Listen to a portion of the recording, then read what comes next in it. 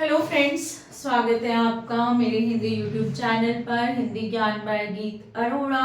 आज मैं आपके लिए लेकर आई हूँ हिंदी साहित्य की क्लास, जिसमें हम पढ़ने वाले हैं कृष्ण काव्य। इससे पहले हिंदी साहित्य की कक्षाओं में मैं आपको आदिकाल और पढ़ा चुकी हूँ पूरा, और भक्ति काल में आपको निर्गुण काव्य धारा पढ़ा चुकी हूँ, और सगुण काव्य धारा में राम भक्ति काव्य में पूरा करा चुकी हूँ। आज हम शुरुआत कर रहे हैं कृष्ण काव्य धारा से। जो भी छात्र अभी जुड़ रहे हैं वो पहले के वीडियोस जरूर देख लें। मैंने हिंदी व्याकरण का जो है बहुत सारे जो है कंटेंट डाला है, हिंदी व्याकरण का भी, यानी कि बहुत सारे वीडियोस डाले हैं। आप इस वीडियो को भी एंड तक देखें, और चाहें तो आप अगर अपने किसी विशेष विषय को आप पढ़ना चाहते हैं तो आप कमेंट्स में मुझे लिखकर बता सकते हैं कि मैं उस पर वीडियो बनाऊं, उस टॉपिक पर। चलिए, और अगर आप टेलीग्राम चैनल से जुड़ना चाहते हैं, डेली नोट्स पाना चाहते हैं, वन लाइनर के द्वारा जो है अपनी पुनरावृत्ति करना चाहते हैं, तो डिस्क्रिप्शन में मैंने टेलीग्राम चैनल का लिंक भी दिया है। चलिए शुरुआत करते हैं कृष्ण काव्य धारा की। जब हम कृष्ण काव्य धारा की बात करते हैं तो मतलब क्या है इसका मतलब ये है कि ऐसे कवियों का समूह था जिनका आराध्य, यानी कि जिनके आराध्य श्री कृष्ण थे, यानी कि कृष्ण को आराध्य मानकर काव्य लिखा गया। सभी कवि जो हैं कृष्ण के उपासक रहे। अब कृष्ण के उपासक कैसे बने, इन्हें कैसे पता चला श्री कृष्ण भी एक भगवान है, तो इनका आधार ग्रंथ क्या है? भागवत पुराण है। इन्होंने भागवत पुराण में श्री कृष्ण के बारे में पढ़ा, उनकी महिमा के वर्णन को जाना, और उसको आत्मसात करके जो है काव्य रचना आरंभ कर दी, यानी कि कृष्ण के उपासक हो गए। अब श्री कृष्ण को वैसे भी सर्वोच्च देव माना जाता है। क्यों माना जाता है? क्योंकि ये पूर्ण अवतारी हैं। अगर मैं कहूं कि इनका वर्णन इतिहास में भी है, पुराणों में भी है, तो सही बात है। चलिए यहाँ वीडियो देखते हैं। सबसे पहले बात करते हैं, श्री कृष्ण का पुराणों व इतिहास दोनों में उल्लेख है। इतिहास यानी कि जो लोग महाभारत को ऐतिहासिक घटना मानते हैं, उनके आधार पर श्री कृष्ण जो है इतिहास के एक पात्र हैं। उसके बाद जो है पुराणों में भी इनका उल्लेख है। आंगिरस के जो है एक ऋषि थे आंगिरस, उनके शिष्य श्री कृष्ण का वर्णन जो है हमारे पुराणों में किया गया। यहाँ तक कि ऋग्वेद में के 8वें मंडल में जो सूक्त लिखे हुए हैं, सूक्तियां लिखी हुई हैं, उनके रचयिता श्री कृष्ण को ही माना जाता है। इसके बाद श्री कृष्ण भक्त कवियों का आधार ग्रंथ जो है भागवत पुराण है। ये आपको मैं भी बता चुकी हूँ। श्री कृष्ण लीलाओं का सर्वप्रथम उल्लेख कहाँ मिलता है, ये प्रश्न कई बार पूछा जाता है। तो श्री कृष्ण की लीलाओं का सर्वप्रथम उल्लेख कौन से ग्रंथ में मिलता है? अश्वघोष के बुद्ध चरित में मिलता है। अश्वघोष कवि हैं और इनके ग्रंथ का नाम है बुद्ध चरित, इसमें मिलता है। इसमें जो है राधा का पहला वर्णन, बात करें राधा का वर्णन कहाँ से आया, तो राधा का पहला वर्णन गाथा सप्तती, जिसका गाथा सतसई भी नाम है, किसने रचना की है इसकी? कवि हाल ने की है, तो यहाँ पर मिलता है। इसमें जो है यशोदा का वर्णन भी मिलता है गाथा सप्तती में। इसके बाद कृष्ण काव्य परंपरा के प्रमुख संप्रदाय कौन से? मैंने भक्ति के विभिन्न संप्रदाय की क्लास पहले भी बनाई है, जिसमें राम भक्ति कवि भी हैं, सब कुछ है। लेकिन यहाँ पर जो संप्रदाय कृष्ण भक्ति से जुड़े हुए हैं उनके कौन से नाम है? एक तो निम्बार्काचार्य का सनकादि संप्रदाय, जिसका नाम रसिक संप्रदाय भी है।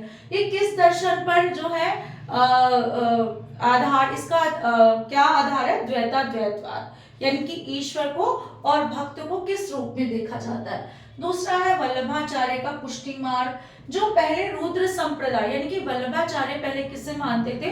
विष्णु स्वामी के रुद्र संप्रदाय को मानते थे, उसी की एक शाखा के रूप में। लेकिन बाद में इन्होंने इसको किस में बदल दिया? इसके दर्शन को शुद्धाद्वैतवाद में बदल दिया।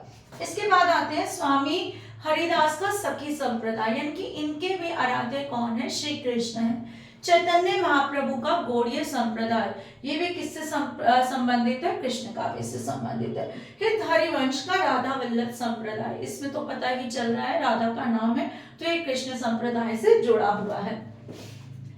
इसके बाद हमें जो मुख्य रूप से पढ़ना है वो है वल्लभाचार्य का पुष्टि मार्गीय संप्रदाय कह सकते हैं। तो वल्लभाचार्य ने जिस संप्रदाय की शुरुआत की उसे वल्लभ संप्रदाय या पुष्टि मार्ग कहा जाता है। पुष्टि मार्ग क्या है? वो मार्ग जिसमें भागवत की कृपा होती है, भगवान की कृपा होती है। सारा जीवन किसकी कृपा से चलता है? भगवान की कृपा से चलता है। इसमें 3 तरह की भक्ति का उल्लेख वो करते हैं। एक तो मर्यादा मार्ग, प्रवाह मार्ग और पुष्टि मार्ग। मर्यादा मार्ग क्या है? यानी कि व्यक्ति ऐसा जीवन व्यतीत करे जिसका उल्लेख वेदों में किया गया है।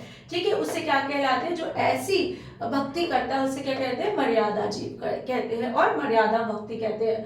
भक्ति, मर्यादा भक्ति, और जो ऐसी भक्ति को निभाता है वेदों के अनुसार भक्ति को, उसे मर्यादा जीव कहते हैं। प्रवाह मार्ग कैसा है? प्रवाह मार्ग है जो लौकिक सुख है, यानी कि जैसा जीवन चल रहा है जीने दो, जैसे जीवन में जो कुछ आ रहा है आने दो। ऐसी भक्ति को क्या कहते हैं? प्रवाह भक्ति। और जो ये भक्ति करता है उसे क्या कहते हैं? प्रवाह जीव। इसके बाद आता है पुष्टि मार्ग, इसको कहते हैं भक्ति मार्ग। पुष्टि जीव शुद्ध जीव है, यानी कि आज के समय में यदि कलयुग की बात करें तो ऐसा माना जाता है कि पहले जो लोग भक्ति किया करते थे, तप करते थे, बहुत सी चीजें करते थे, लेकिन आज के समय में यदि भक्ति का स्वरूप देखा जाए तो ईश्वर नाम भी एक भक्ति है। ईश्वर का नाम लेना भी क्या है? एक सच्ची भक्ति मानी जाती है। आज के समय में तप करना, ये सब करना जो है बहुत कठिन है। तो कैसी भक्ति है? पुष्टि मार्गीय भक्ति, यानी कि ईश्वर की भक्ति करते हुए अपना जीवन व्यतीत करना।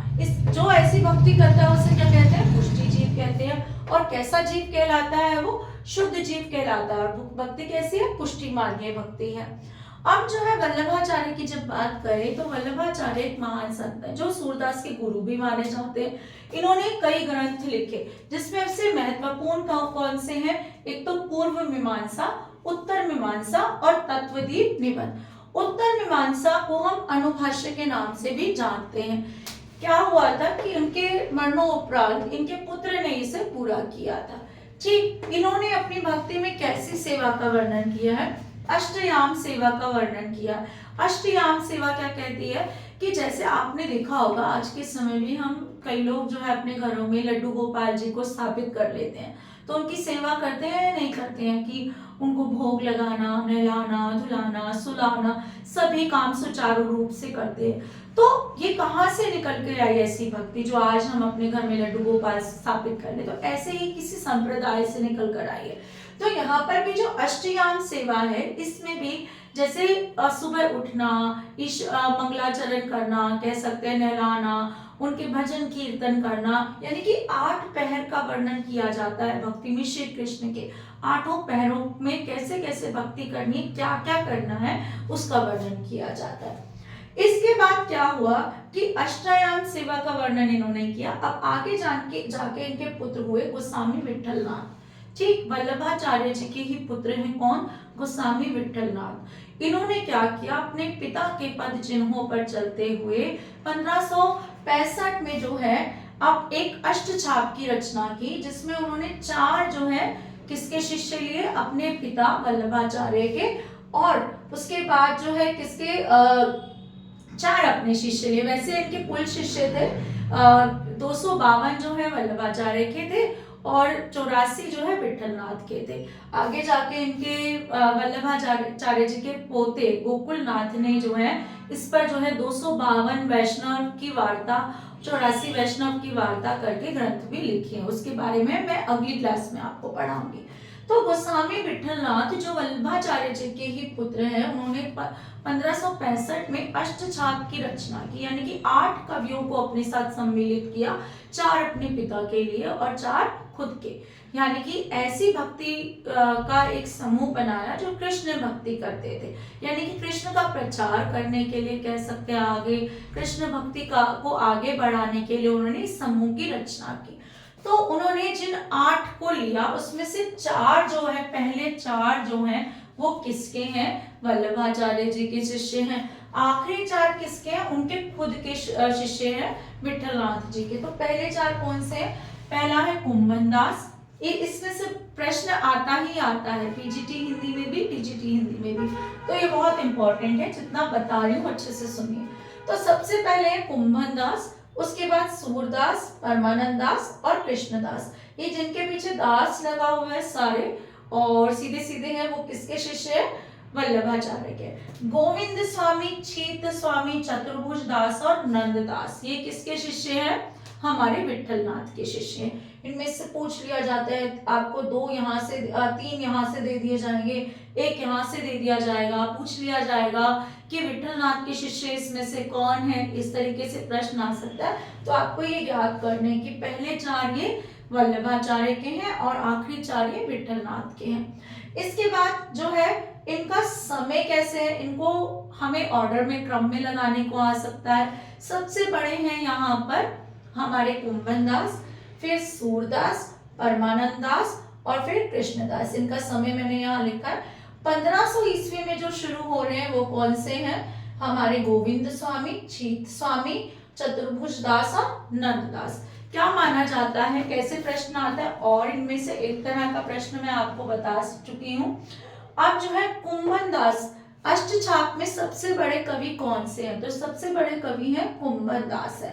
ठीक, इनके लिए क्या प्रसिद्ध है कि ये क्षत्रिय थे। इनको इनके भजन कीर्तन से प्रभावित होकर एक बार अकबर ने फतेहपुर सीकरी बुलाया था, जहां पर जाकर ये खुश नहीं थे।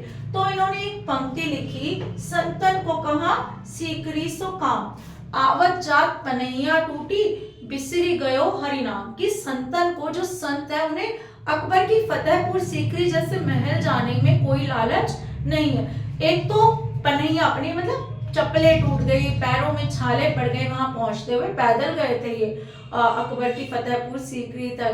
तो इन्होंने उलाहना देते हुए जो है ये पंक्तियां लिखी थी कि संतन को कहा सीकरी सो काम, आवत जात पनैया टूटी, बिसरी गयो हरि नाम। की ऐसी कठिन यात्रा करके पहुंचा हूं किसी जो है महाराजा से मिलने के लिए कि हरि नाम ही बिसर जाए। ठीक, इसके बाद जो है सूरदास की बात करते हैं। सूरदास को हम विस्तार से पढ़ेंगे क्योंकि कृष्ण काव्य धारा के सबसे प्रमुख जो है कवि कौन माने जाते हैं, सूरदास माने जाते हैं। प्रतिनिधि कवि भी सूरदास माने जाते हैं। इनके बारे में अगली क्लास में हम पढ़ेंगे। परमानंद दास, कृष्णदास, इनके बारे में काव्य रचना थोड़ी थोड़ी मिलती है। अब आ जाते हैं, अगला प्रश्न क्या आता है कि कुंभन दास जो है सबसे बड़े हैं, इनके पुत्र हैं चतुर्भुज दास। तो हम यहाँ पर 2 जो है 3 हम पढ़ रहे हैं बेटे पुत्र के रिलेशन। कैसे, विठलनाथ किसके पुत्र है, वल्लभाचार्य के, ये मैंने आगे आपको पढ़ा है। इसके बाद विठलनाथ के पुत्र गोकुलनाथ के बारे में मैंने आपको भी वैसे मौखिक रूप से बताया है कि उन्होंने जो है 252 वैष्णव की वार्ता और 84 वैष्णवन की वार्ता नामक ग्रंथ लिखे हैं। इसके बाद जो है कुंभन दास के पुत्र कौन से हैं, ऐसे प्रश्न आता है कि अष्टछाप का ऐसा कौन सा जोड़ा है जिसमें पिता पुत्र का संबंध है। तो कुंभन दास और चतुर्भुज दास में पिता पुत्र का संबंध है, ये हमें याद करना है। कुंभन दास और सूरदास के बाद कौन सा ऐसा कवि है जिसे बहुत प्रसिद्धि मिली, या ये कहें कि सूरदास के बाद ऐसा कौन सा कवि है, अष्टछापी कवि है जिसे बहुत अधिक प्रसिद्धि मिली, तो वो है नंददास। नंददास के भी बहुत सारे ग्रंथ हैं जिसको हमें बाद में ही विस्तार से पढ़ना पड़ेगा। तो अष्टछाप में आपको एक तो क्रम याद करना है कि कुंभन दास, सूरदास, परमानंद दास, कृष्णदास, उसके बाद गोविंद स्वामी, छीत स्वामी, चतुर्भुज दास और नंददास। आप इनको याद करेंगे क्रम से। उसके बाद जो है सबसे बड़े कौन है, कुंभन दास है। सबसे छोटे कौन से है, नंददास है, ये आपको याद रखना है। पिता पुत्र का संबंध किसमें है, कुंभन दास और चतुर्भुज दास में है, ये आपको याद रखना है। ये पंक्तियां किसकी हैं, संतन को कहा सीकरी सो काम, तो कुंभन दास के। इसके बाद गोविंद स्वामी के बारे में एक तथ्य हमें ये याद रखना है कि तानसेन इनसे संगीत सीखते थे। तानसेन इनसे संगीत सीखते थे, ये हमें याद रखना है। एक प्रश्न ये भी आ जाता है कि कुंभन दास किसके समकालीन थे। जैसे हम कबीर के समकालीन सिकंदर लोदी को मानते, तो यहाँ पर भी यही है।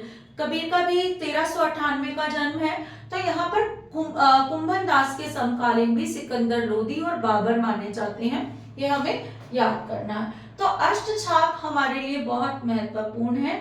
अष्टछाप में पहले तो वल्लभाचार्य का पुष्टि मार्ग, वल्लभाचार्य के संप्रदाय को क्या बोला जाता है, पुष्टि मार्ग बोला जाता है।